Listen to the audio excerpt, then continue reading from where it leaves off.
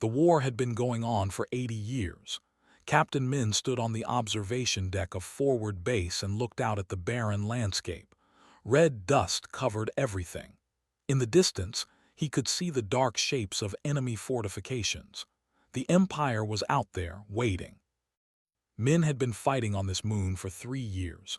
Before that, he served on 6 other worlds. He was tired. Everyone was tired. The Coalition had the best weapons and shields in the galaxy, but it did not matter. They just kept coming. They bred fast and healed faster. For every one they killed, 2 more took its place. The communication panel behind him beeped. Lieutenant Nu walked over and checked it. She was the intelligence officer for this base. Her face always looked sad these days. Too many friends had died. "Sir, we have a message from Coalition Command," she said. Min turned around.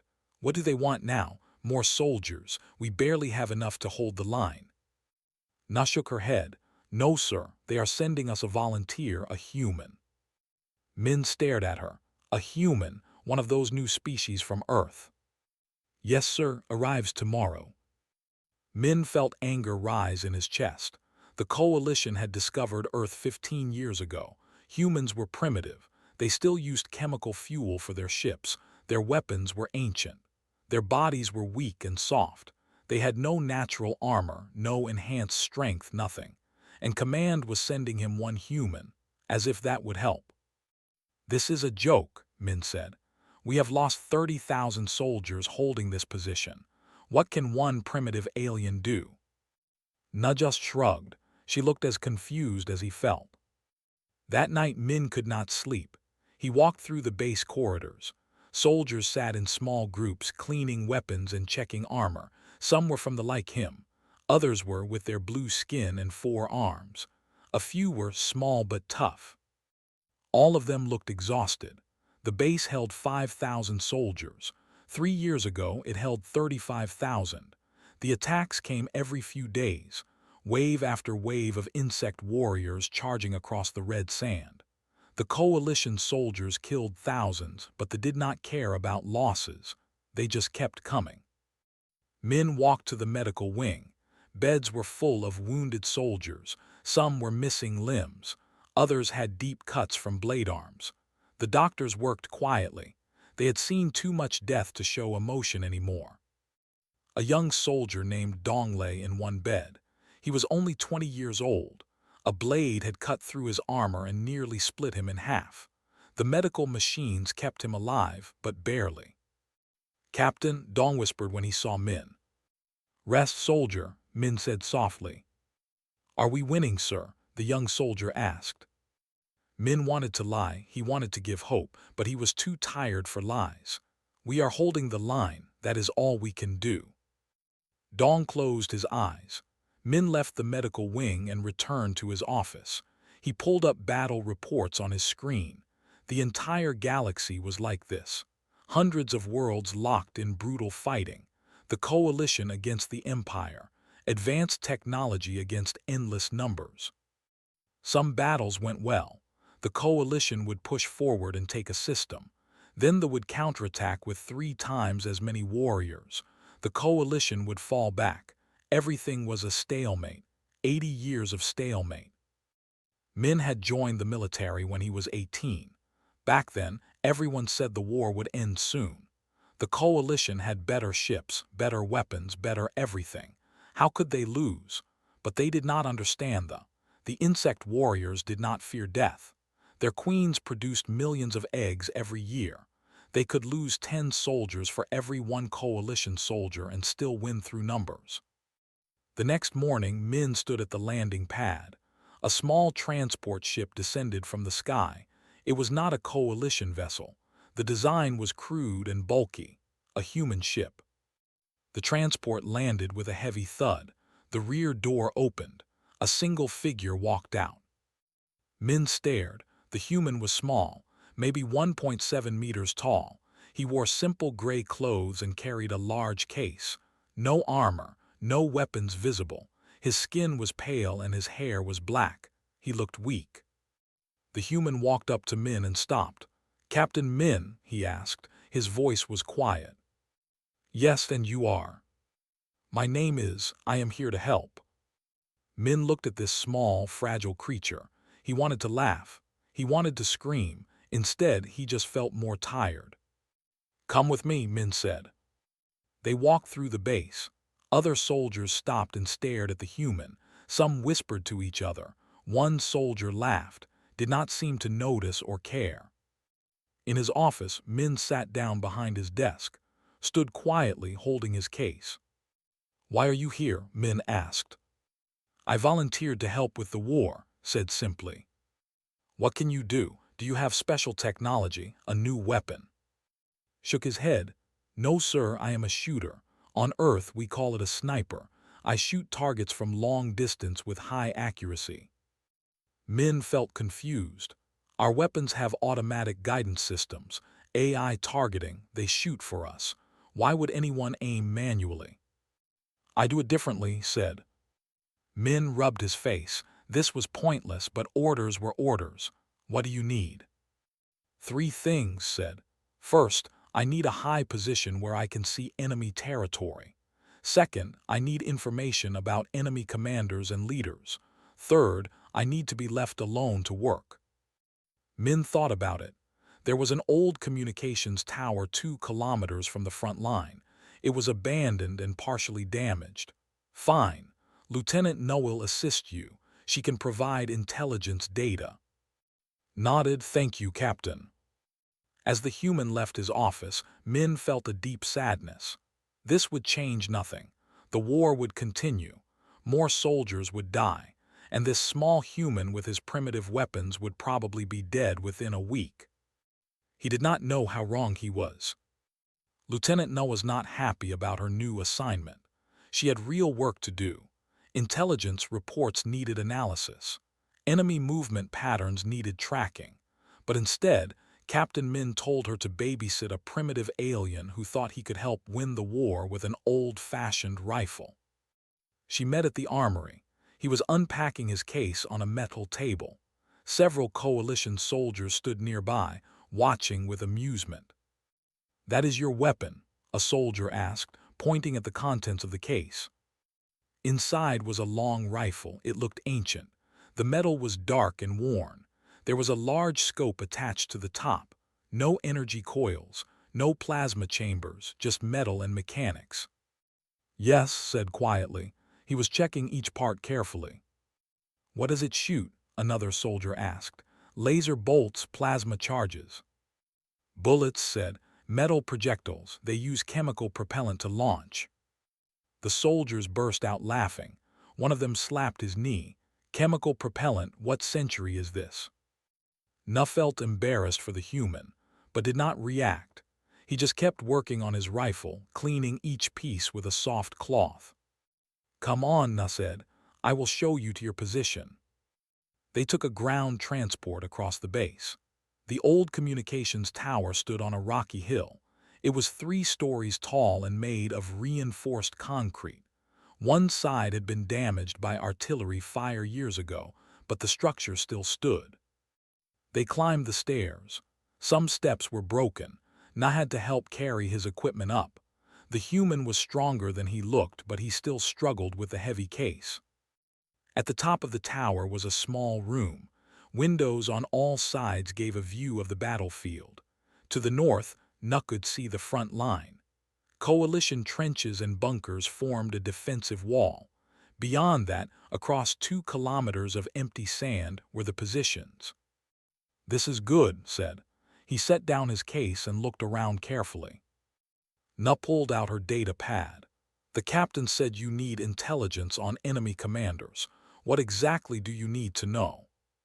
Where they position themselves, how they move, when they come out of cover, physical descriptions, anything that helps me identify them. Na showed him the data. They had a clear command structure. Warlords led groups of warriors. Each warlord was bigger than normal soldiers and had distinctive armor markings. They usually stayed behind the front lines, sending pheromone signals to control their troops. The big problem is they stay protected, Na explained. They hide behind multiple layers of reinforced cover. Our weapons cannot shoot through it. We can kill the regular warriors, but the commanders stay safe and keep sending more. Studied the data carefully. He asked questions about distance, typical positions, and movement patterns. Noah was surprised. The human was thorough and intelligent, not what she expected. "Can I see what you will be shooting with?" she asked. Assembled his rifle. Each piece clicked into place with practiced precision. When finished, the weapon was almost as long as he was tall. The scope on top looked complicated, with adjustment dials on the sides. "This is a modified rifle from Earth," explained. "The bullet is 8.5 millimeters in diameter, made of tungsten and copper. It can travel at 900 meters per second." Nutted the math in her head. That was fast for a physical projectile, but still slower than energy weapons. "Our plasma rifles can hit targets at 3 kilometers with perfect accuracy. The AI guidance system tracks movement and adjusts aim automatically." "I know," said, "but AI follows patterns. It predicts based on data. Humans can wait for the unpredictable moment." Nutt did not understand what he meant. Set up his position by the north window. He placed sandbags to create a stable rest for his rifle. He arranged his ammunition in neat rows. Each bullet was in its own protective case. He had maybe 200 rounds total. "Is that all your ammunition?" Na asked. "I do not need much," said. "Each shot must count." Over the next few hours, Na watched work. He did not work like a coalition soldier. There was no rushing, no urgent preparation. Instead, he moved slowly and deliberately. He measured distances with a handheld device. He made notes in a small book. He studied the wind by watching dust patterns in the air. "What are you doing?" Na finally asked. "Learning the environment," said. "Wind speed changes throughout the day. Gravity on this moon is 0.87 of Earth standard, which affects bullet drop. Air pressure is lower than Earth, which changes trajectory. Temperature affects powder burn rate. I need to calculate all these factors." Noah was impressed despite herself. Coalition weapons did not require any of this. The AI handled everything, but was doing complex mathematics in his head and on paper. As the sun began to set, finally settled into position behind his rifle. He looked through the scope for a long time, not moving. Na sat nearby, checking her data pad. "Do you see anything?" she asked after an hour. "Many things," said softly. "I see guard posts at 1.8 kilometers. I see patrol routes. I see 3 bunkers that probably house commanders." "Can you hit them from here?" "Not yet, they are behind cover. I need to wait." "Wait for what?" "For them to make a mistake." Nutt did not understand how this could possibly work. The commanders were not stupid. They knew coalition weapons could not reach them through their fortifications. Why would they expose themselves? Night fell. Nutt started to feel sleepy, did not move. He stayed in position looking through his scope. Hour after hour he watched. "You should rest," Nutt said. "I will watch and wake you if anything happens." "I am fine," said. "This is what I do." "How long can you stay like this?" "As long as necessary. On Earth, I once waited in position for 72 hours for one shot." Nutt could not believe it. 72 hours without moving. Human biology must be different than she thought. Or maybe this human was just crazy. She made herself a sleeping area in the corner of the room. Before she fell asleep, she looked at one more time. He was perfectly still, eye pressed to the scope, finger resting near the trigger. Waiting. In the morning, Nutt woke to find in the exact same position. He had not slept at all. "Did anything happen?" she asked. "Not yet," said calmly. "But it will. They always make mistakes eventually. Confidence makes everyone careless." Nutt brought food from the base, ate quickly without taking his eye from the scope. Then he returned to watching. Nutt began to wonder if Captain Min had sent her here as punishment. This seemed like a waste of time. The human was just going to sit here and watch until they killed him during the next assault. She felt sorry for him. He seemed sincere, but sincerity did not win wars. She had no idea that everything was about to change. The attack came on the third day. Noah was reviewing intelligence reports when the alarm siren started blaring across the base. She ran to the window and looked out. Her blood went cold. Thousands of warriors were pouring across the sand. They moved like a black wave, their blade arms gleaming in the sunlight. Their chittering war cries filled the air. This was a major assault, maybe 15,000 warriors or more. "They are coming," Na said unnecessarily. Did not respond. He was already in position. I pressed to his scope, but his rifle was not pointed at the charging warriors.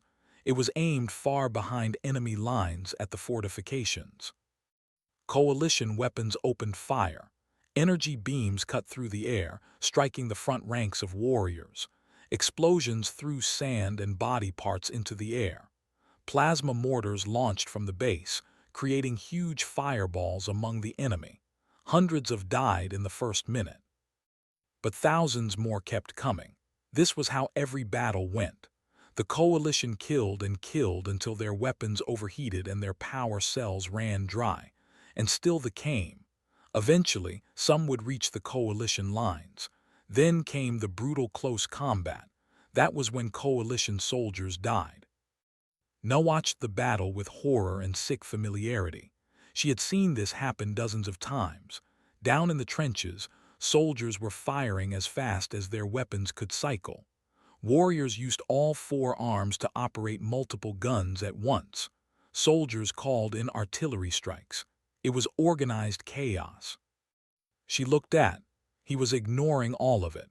His rifle was still pointed at the distant fortifications, 2 kilometers behind the attacking army. "What are you doing?" Na shouted over the noise. "The enemy is right there." "Not my enemy," said calmly. "My target is back there." Na wanted to scream at him. Thousands of warriors were about to kill coalition soldiers, and this human was doing nothing. But something in his voice made her stop. He sounded absolutely certain. His breathing slowed. His body became perfectly still. Through his scope, he could see the command bunker. It was reinforced with metal and rock. No normal weapon could penetrate it, but for the past 3 days he had been watching and waiting. He had identified the bunker's weakness. There was a small observation gap, maybe 12 centimeters wide, that gave the occupant a view of the battlefield. For most of the time it was empty, but occasionally, for just a few seconds, someone would look through it. Had seen the pattern. During every major attack, the warlord commanding the assault would step up to that gap to observe his warriors. It happened about 6 to 8 minutes into each battle. The warlord wanted to see his army's progress. Right now, the battle was 5 minutes old. Calculated in his head. Distance, 2,100 meters. Wind, 3.2 meters per second from the east. Temperature, 31 degrees. Gravity correction, 0.13 mils down. Target will appear for approximately 4 seconds before moving back into cover. He adjusted his scope by tiny fractions. His finger rested lightly on the trigger. He controlled his heartbeat. In and out, slow and steady. On Earth, he had spent 10 years mastering this skill. 10 years of training, practicing, learning to make the impossible shot. 6 minutes into the battle, movement appeared in the observation gap. A large shape. Warlord L, leader of this army, stepped forward to watch his warriors charge the coalition lines. His compound eyes glittered with satisfaction. The battle was going well. Exhaled halfway and held it. The crosshairs settled on the small gap. He could see a tiny portion of the warlord's head, maybe 8 centimeters of visible target. At this distance, it was an impossible shot. No AI could calculate it. No guidance system could track it. The window of opportunity was maybe 3 seconds. Squeeze the trigger. The rifle kicked against his shoulder. The sound was sharp and violent in the small room. The bullet left the barrel at 900 meters per second. It flew through the air, cutting through wind and gravity, following a precise arc that only existed in calculations. 2.3 seconds later, the bullet entered the observation gap and struck Warlord L directly through his left eye. It penetrated deep into his brain and killed him instantly. The massive commander collapsed like a broken puppet. Na jumped at the sound of the gunshot. She spun to look at. He was already pulling back the bolt on his rifle, ejecting the spent cartridge. It clinked on the floor, a small piece of brass still smoking. "What did you do?" she asked. "My job," said simply. Down on the battlefield, something strange was happening. The attack was slowing. The warriors in the front ranks started moving erratically. Some stopped charging entirely. Others ran in circles. The organized wave was becoming a confused mob. Captain Min watched from the command center, not understanding what he was seeing. Warriors did not act like this. They were controlled by pheromone signals from their warlords. They followed orders with absolute discipline. But these warriors were moving like they had lost all direction. "What is happening?" he asked his staff. A sensor officer was checking her screens. "Sir, I am detecting something strange. A kinetic projectile was just fired from the old communications tower. It traveled at extreme velocity toward enemy positions." A kinetic projectile, Min felt confused. From where? "The human's position, sir." Min pulled up long-range scans of the command bunker. His screen showed the bunker interior through multiple layers of interference. What he saw made him freeze. The warlord was dead. A single hole through his head. Impossible. That bunker was 2 kilometers away and protected by 4 meters of reinforced cover. No weapon could make that shot, but somehow the human had. Without their warlord's pheromone commands, the warriors lost all coordination. They had been bred and trained to follow signals, not to think independently. Coalition forces seized the advantage. Concentrated fire cut through the confused warriors. Within 20 minutes, the entire assault force was dead or retreating. It was the shortest battle in 3 years, and coalition casualties were minimal. Only 83 wounded, 0 dead. Min ran from the command center. He took a transport to the communications tower and climbed the stairs as fast as he could. When he burst into the room at the top, he found Nayand calmly eating ration bars. "How did you do that?" Min demanded. Looked at him with calm eyes. "Do what, Captain?" "Kill their commander. He was behind 4 meters of cover. Our sensors show no direct line of sight." "There was a 12-centimeter gap in the bunker wall," explained. "An observation port. I watched for 3 days and learned the warlord's pattern. He always checks the battlefield 6 to 8 minutes into an attack. I waited for him to appear and took the shot." Min stared at the human. "You waited 3 days for a gap that small, and you hit it at 2 kilometers. 2,100 meters, corrected. And yes, that is what I do." Na spoke up. "Sir, I watched the whole thing. He calculated wind, gravity, temperature, everything in his head. Then he made the shot in under 4 seconds. I have never seen anything like it." Min sat down heavily. His mind was racing. The coalition had been fighting this war for 80 years. They had the best technology in the galaxy.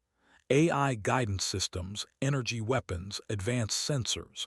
But they had been thinking about war all wrong. They tried to use firepower to win. More guns, bigger explosions, better shields. But they did not care about casualties. You could kill 1,000,000 warriors and they would just breed 1,000,000 more. But this human showed a different way. He did not try to kill lots of enemies.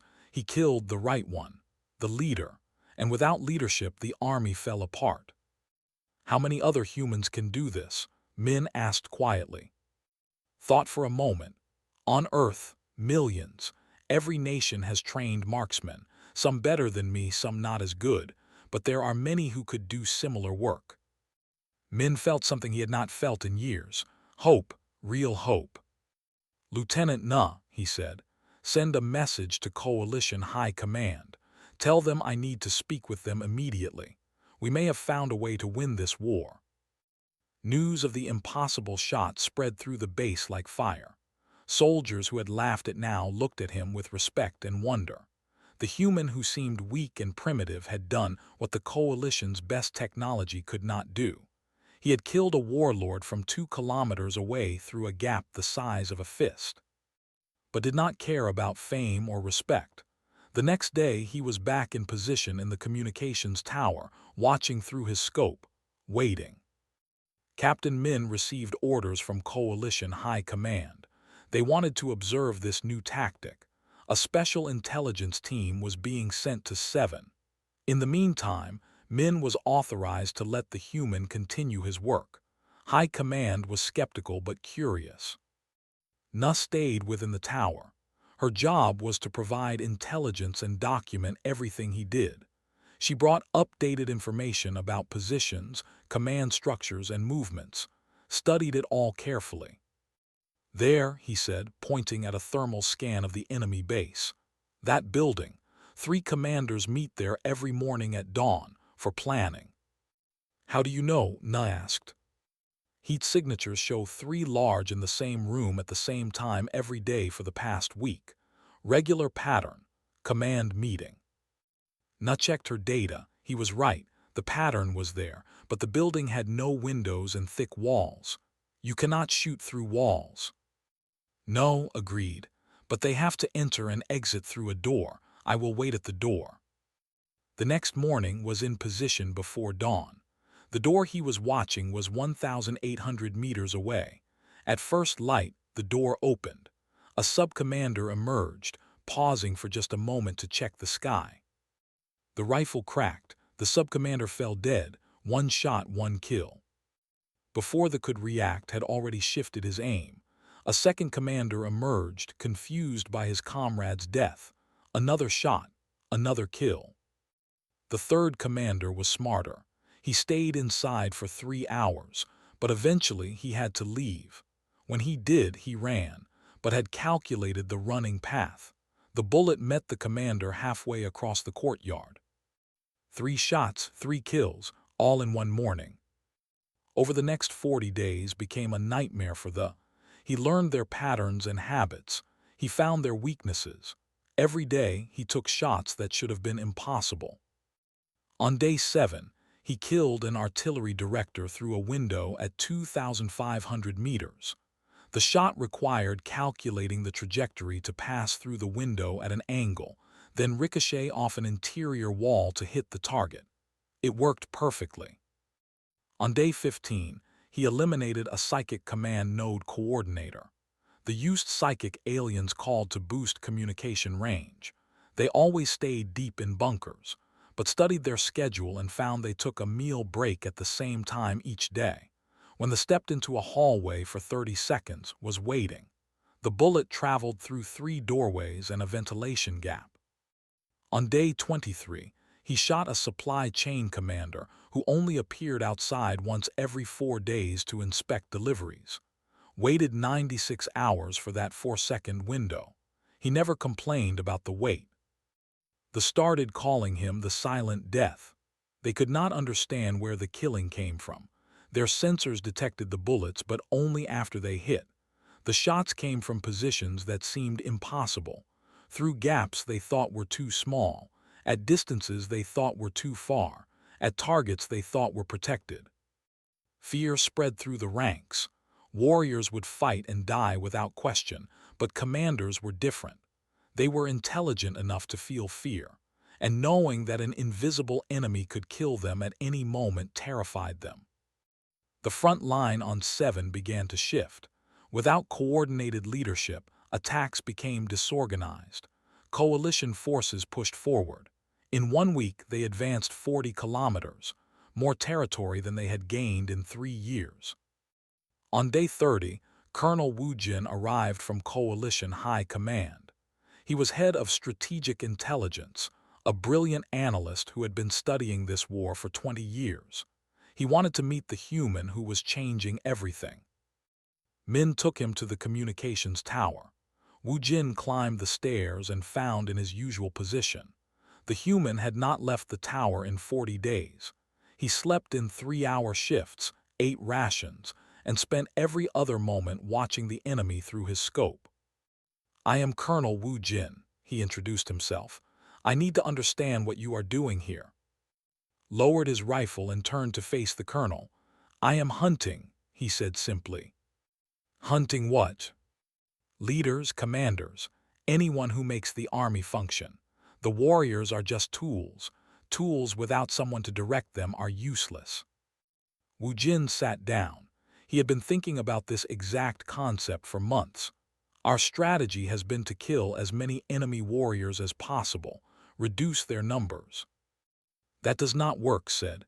"They breed faster than you can kill them. You are fighting the wrong battle." "And the right battle is?" "Kill the brain, not the body. An army without leadership cannot fight effectively. It does not matter if they have 1,000,000 warriors if there is no one to tell those warriors what to do." Wu Jin felt like scales were falling from his eyes. It was so simple, so obvious. Why had the coalition not thought of this? They had been using technology to fight technology, power against power. But war was not just about having better weapons. It was about using those weapons intelligently. "How did humans learn to fight like this?" Wu Jin asked. Was quiet for a moment, then he spoke softly. "We fought each other for 10,000 years, nation against nation, tribe against tribe. We learned every way to kill, every strategy, every tactic. We became very good at war because we had no choice. If we did not learn, we died." "And snipers, marksmen, how common are they on Earth?" "Every military force has them.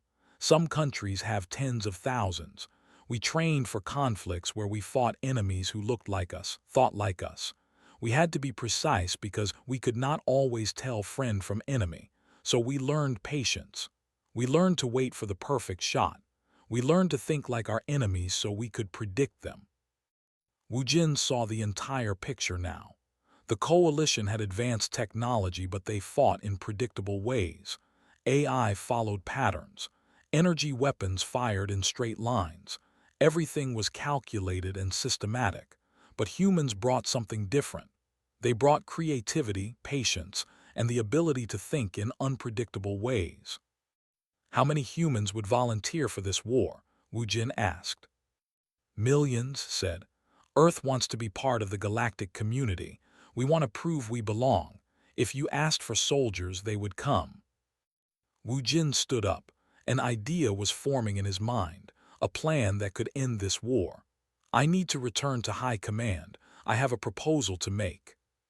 Before he left, he turned back to, "How many more targets are you tracking?" Pulled out his notebook. It was filled with notes, sketches, calculations. "Currently monitoring 47 high-value targets in this sector. I have eliminated 31 so far. The remaining 16 are being more careful, but they will make mistakes. They always do." "Because humans wait for the mistakes." "Yes," said. "Patience is something machines do not have. AI gets bored, it needs to act. Humans can wait forever if necessary. That is our advantage." Wu Jin left the tower with his mind racing. He spent the trip back to coalition headquarters writing a detailed proposal. It was radical. It was risky. It went against 80 years of military doctrine, but it might actually work. The proposal was simple. Recruit 10,000 human snipers and deploy them across every major front line in the galaxy. Let them hunt commanders. Without leadership, the armies would collapse. The war could be won not with bigger guns, but with smarter shooting. When he presented it to the coalition high command, there was silence, then debate, then argument. Many commanders thought it was crazy. Humans were primitive. They could not possibly make a difference in a galactic war. But Admiral Sora, the Supreme Coalition commander, had been following the reports from Seven. She had seen the numbers. One human sniper had changed the course of an entire battle theater. What could 10,000 do? "I approve this plan," she said. "Contact Earth. Begin recruitment immediately." The message reached Earth 3 days later. Coalition High Command was requesting volunteers for a special military program. They needed trained marksmen and snipers.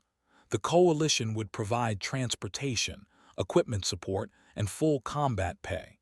In return, Earth would earn recognition as a full member of the galactic community. Earth's governments were shocked and excited. For 15 years, they had been treated as primitive newcomers. The advanced species of the galaxy looked down on humans. But now, suddenly, the coalition needed them, needed something only humans could provide. The response was overwhelming. Within 1 week, over 50,000 humans volunteered. They came from every nation. Former soldiers, hunters, competition shooters, anyone with experience in long-range precision shooting. They all wanted to help. They all wanted to prove that humanity deserved respect. Coalition screening teams arrived on Earth to evaluate the volunteers. They tested shooting skills, patience, psychological stability, and ability to work alone. The tests were difficult. Many volunteers failed, but 12,000 passed. 12,000 humans who could make impossible shots and wait for days without moving. The training program was fast and intense. Human volunteers learned about biology, command structures, and tactics. They practiced shooting at different gravities and atmospheres. They learned to calculate trajectories in alien environments, and they were organized into small teams, usually 1 or 2 snipers with a support partner. Lieutenant Noah was promoted to major and given command of the Human Integration Program. She had spent 40 days with and understood how humans worked. She knew they needed freedom to operate independently. They could not be controlled like normal coalition troops. They were hunters, not soldiers. Within 90 days, the first wave of human snipers deployed across the galaxy. 5,000 humans spread across 200 different war zones. Each one went to a front line where forces had been holding coalition troops in stalemate. The results were immediate and devastating for the. On the world of Prime, a human named Young killed the sector warlord from 3 kilometers away.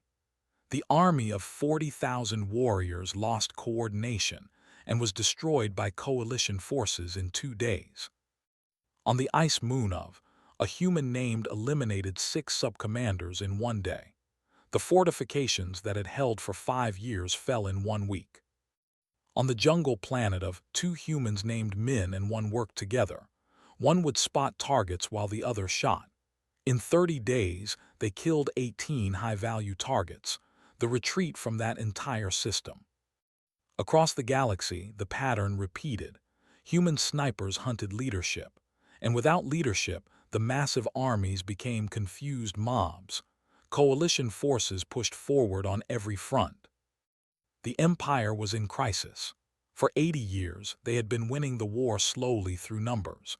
But now, their greatest strength became their weakness. They had too many warriors and not enough trained commanders. When humans killed the experienced leaders, there was no one qualified to replace them. Emperor Axe, supreme ruler of the Empire, called an emergency council. His advisors stood before him in the throne chamber, all showing signs of stress. "Explain this disaster," Axe demanded. His voice was a deep rumble that shook the floor. An intelligence officer stepped forward nervously. "Your Majesty, the Coalition has deployed a new weapon. Human snipers. They kill our commanders from extreme range. We have lost over 3,000 warlords, subcommanders, and tacticians in 6 months." 3,000, Axe could not believe it. "How is this possible? What defenses do we have?" "None that work, Your Majesty. The humans shoot from positions we cannot detect. They wait for opportunities that our protocols did not predict. They are patient in ways our warriors cannot understand." Another advisor added, "Our warriors are bred to follow pheromone commands. Without commanders to give those commands, they become disorganized. We are losing systems we held for decades." Axe felt something he had never felt before: fear. The Empire had been expanding for 200 years. They conquered through numbers and aggression. But these humans had found the one weakness in the system. Remove the brain and the body dies. "What are our casualties?" he asked quietly. "Overall warrior losses are up 3,000%. We have lost 67 star systems in 6 months. At this rate, the coalition will reach our core worlds within 2 years." Axe made a decision that no emperor had made in 2 centuries. "Contact the coalition. Tell them we wish to discuss peace terms." The message surprised coalition high command. They had never requested negotiations before. They had always believed they would win through attrition. But now, facing an enemy they could not adapt to, they were willing to talk. Admiral Sora agreed to meet with representatives. The peace conference was held on a neutral station in unclaimed space. Delegates from both sides gathered around a large table. The tension was thick. Axe himself attended, a rare honor. He wanted to see these humans who had changed everything. He expected them to be large and fierce. Instead, he saw small, fragile-looking creatures. No natural armor, no claws or fangs, just soft flesh and intelligent eyes. One human sat at the table as part of the coalition delegation. The first human sniper, the one who started it all. "You are the Silent Death?" Axe asked. Nodded. "That is what your soldiers call me." "I do not understand. You are so small, so weak-looking. How can you be such an effective killer?" Was quiet for a moment. Then he spoke in his calm voice. "Size and strength are not what make a dangerous warrior. Intelligence, patience, and precision are more important. We humans learned this because we had to. We evolved on a world where we were not the strongest or fastest. We survived by being smarter, by making tools, by thinking ahead." "And you applied this to war?" "Yes, we fought each other for thousands of years. We learned every way to kill efficiently. When we found out the galaxy was at war, we saw an opportunity to use those skills for something better, to help others instead of hurting each other." Admiral Sora spoke up. "The coalition is willing to offer peace terms, but they are not negotiable. The Empire must withdraw from all contested territories. You must pay reparations, and you must accept permanent monitoring to prevent future aggression." Axe wanted to argue, wanted to refuse, but he knew the truth. They could not win this war anymore, not against an enemy who could kill their commanders with invisible precision. Every day the war continued, the Empire grew weaker. "We accept your terms," he said quietly. The treaty was signed 3 days later.